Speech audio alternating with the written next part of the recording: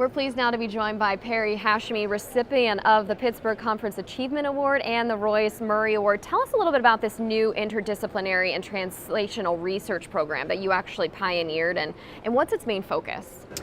So as analytical chemists, we create microprobes. So these are probes that are 100th or 1,000th the diameter of a human hair. So they're tiny. If you've got good eyes, you can see them. Yeah. And that was really difficult to see. And so we'll put them directly into brain tissue, and we measure neurotransmitters. And so our focus has been on a molecule called serotonin. And when people think about serotonin, the psychiatric diseases like depression and anxiety come up. The primary reason is because the frontline therapies for depression are the selective serotonin reuptake inhibitors, but actually very little is known about the chemistry of the brain during depression, because it hasn't been possible to measure serotonin in kind of a physiologically relevant manner. So over the past few years, we've made these measurements of serotonin, and we're asking questions, quite simple questions. We're saying, is serotonin different during depression? And if so, what do these therapies do? How can we improve them? What kind of new ideas can we come up with for new therapies, diagnostics, prevention, cure? What impact do you hope that this new research will have? So in recent years, the antidepressants, these SSRIs, are actually rather ineffective for the majority of patients who take them. So they work for something like 30% of patients.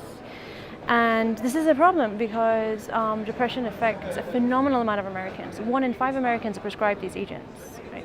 And so in recent years, there's been actually kind of a loss of interest in developing new agents, because there are also no really good ways to screen them. There's no chemical test for depression. There's no chemical test to see if these agents are going to be efficacious. And so our work has kind of highlighted the importance of perhaps other transmitters in the process. We figured out perhaps some of the issues with the dosing and with the time frame of the response.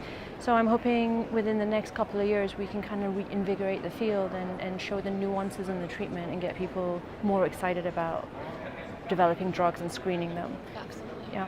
What do you hope that attendees will take away from your talk here?